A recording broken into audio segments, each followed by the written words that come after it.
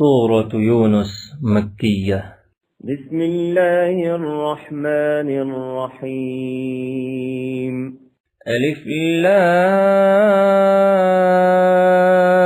را، تلك آيات الكتاب الحكيم.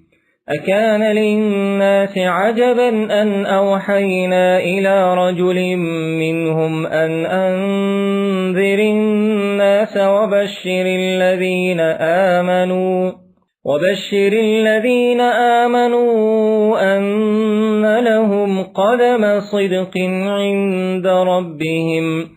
قال الكافرون إن هذا لساحر مبين. إن ربكم الله الذي خلق السماوات والأرض في 6 أيام ثم استوى على